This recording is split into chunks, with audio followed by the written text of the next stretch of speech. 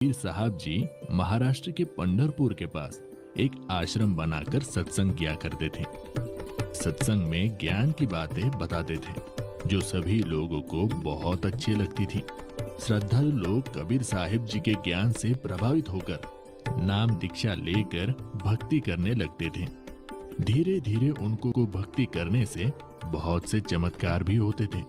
कबीर साहब जी के सत्संग समागम में लोग बड़ी उमंग से आते थे।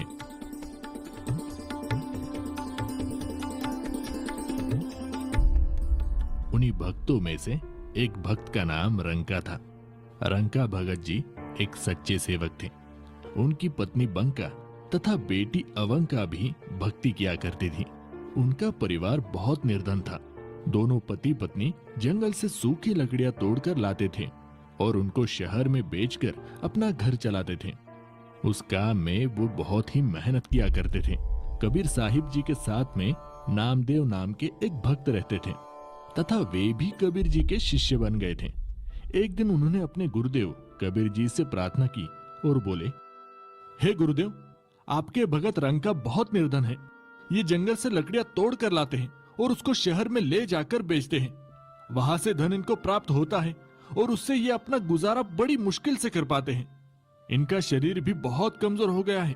पूरा दिन मेहनत करने में लगे रहते हैं, इसलिए भक्ति करने का समय भी बहुत ही कम मिलता है। इनको कुछ धन प्रदान कीजिए ताकि इनका निर्वाह ठीक से हो सके। कबीर साहिब जी ने कहा, भक्त नामदेव, मैंने इनको धन देने की बहुत बार कोशिश की, परंतु ये लेते ही नहीं।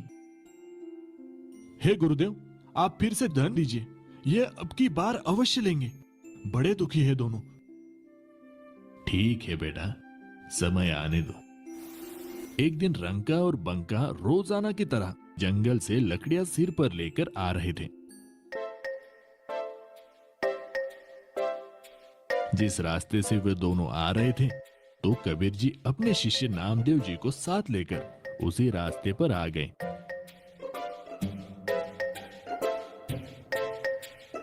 उन्होंने रास्ते के बीच में कुछ सोने चांदी के आभूषण तथा कुछ अशरफियां डाल दी और स्वयं दोनों किसी झाड़ी के पास जाकर छुप गए और उनके आने का इंतजार करने लगे।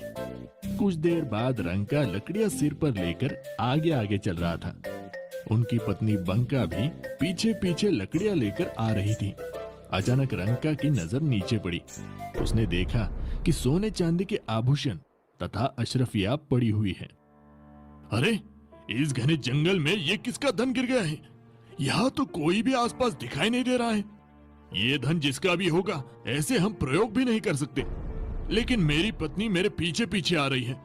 कहीं उसकी नजर इन पर पड़ गई तो वो भक्ति में विचलित हो सकती है, क्योंकि स्त्री को आभूषण बहुत प्रिय होते हैं।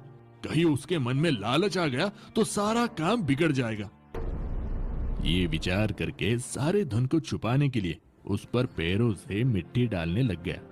बंका की नजर अपने पति की गतिविधियों पर पड़ी तो उसे बात समझते देर न लगी और दूर से ही कहने लगी, चलो चलो भगत जी, मिट्टी पे मिट्टी क्यों डाल रहे हो?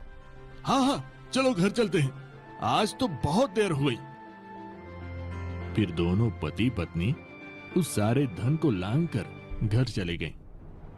देख लो नामदेव, अब मैं क्या करूं, ये धन लेते ही नहीं। नामदेव जी को भी एहसास हो गया कि उनके लिए ये धन तो मिट्टी के समान है। वास्तव में धन तो राम नाम की भक्ति का धन होता है जो कभी भी नष्ट नहीं होता। ये इतना निर्धन होते हुए भी भगवान के दिए में खुश थे।